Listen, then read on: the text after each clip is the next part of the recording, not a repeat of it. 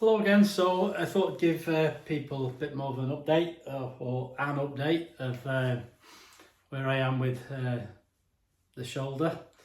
Um, yeah, basically, I'm still struggling to sleep. But I got 1 hour last night, so I'm pretty exhausted today. I'd sort of been in touch with the hospital. Last time I think I mentioned that I was trying to get an expedite letter because I've still got 7 weeks to go before I get my consultation at the hospital and with the surgeon. At the moment, that expedite letter, I asked the hospital what it said, and they basically said that the patient is in more pain than usual, and the secretary of the surgeon explained that it probably there's no information in it for them, because obviously the longer something like this persists, the more pain an individual would be in, so they're unlikely to expedite it as a result of that. So trying to take things into my own hands somewhat, I drafted a letter on my behalf to explain just sort of the difficulties that I'm having with day-to-day life, just living, cooking, cleaning, washing, driving, all the rest of it, and the difficulties that I've had with the drugs that they've given me, which frankly have been excessive. Like last night I suffered with severe stomach cramps from about 1 o'clock, so I went to bed 11:45, slept for I think I got to sleep about 12, so I woke up at 1 a.m. and then that was it for me. I couldn't get back to sleep then because of just debilitating stomach cramps. So at the moment life is pretty tough, so I produced it. So I wrote that letter, just typed it out one-handed. Took me about an hour, and then I produced a letter from the perspective of the doctor. Said that he could rewrite it or whatever, but it needed more detail in it. The surgeon, I found out today that he's on holiday, which is probably why I was given that 12-week wait. The 12-week waiting list anyway. So no one ever goes away for a week these days, do they? They go away for 2 and 3 weeks, so that's probably why I've got such a long wait. I'm still waiting to hear back as to whether or not they've redrafted that expedite letter. I'll probably ring up later on today and find out whether or not they've sent that. The other thing was on I can't remember whether it was Tuesday. I think it was probably Tuesday, because today's Thursday. I took my blood pressure monitor back, and my blood pressure I think had been sort of pretty consistently high, and I keep getting the odd twinge, but again it might be just in my mind that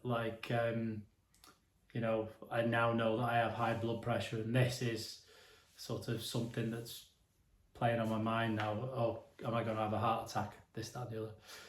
So it's not a pleasant place to be in. But anyway, I dropped the blood pressure monitor back off at the surgery, and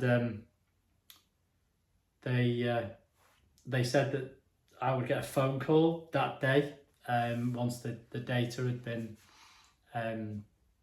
sort of reviewed. So I dropped it off about 2 o'clock in the afternoon. So I was expecting a phone call about 5. That didn't happen. So I rang them up and they said, it was Dr. O'Connor. He was going to ring me up on the Wednesday. Again, no phone call, no nothing. Rang up about 5 o'clock, only to be told it'd gone home. So apparently the nurse who'd seen my results had not marked it as urgent. So rang up today, and you know, you're expecting a phone call. So it's currently what, 1:15, and apparently Dr. O'Connor's not in. So I was rather hoping that they would have put someone else on the case to ring me and say, you know, there's no issue at the moment, or we're going to give you another another drug to bring your blood pressure down, etc., etc. But so far, none of that. So I'm in kind of limbo with that at the moment. Don't really know what to expect really. So I'm just trying to take it easy at home. So yeah, so it's all a bit up in the air at the moment, and not many answers. But it really does help just to sort of get a few thoughts off my chest and put like a little video together. Obviously these aren't edited, I'm not putting any real emphasis or time into making them look good or anything like that. I simply don't have the brain capacity, but with 1 hour's sleep it's just not possible. I'm sure anyone who's been sleep deprived would understand. But the sad thing is I'm missing table tennis at the moment. I'm not able to play. Watching it on YouTube and television just doesn't quite do it for me. So yeah, that's disappointing. So I hope everyone's well. I hope the videos that I have produced have been useful to you guys. If you've got any questions or anything that you want clarifying or anything like that about the videos that I've produced, please feel free to sort of comment, and I'll try and get back to you. I do have plenty of time on my hands right now.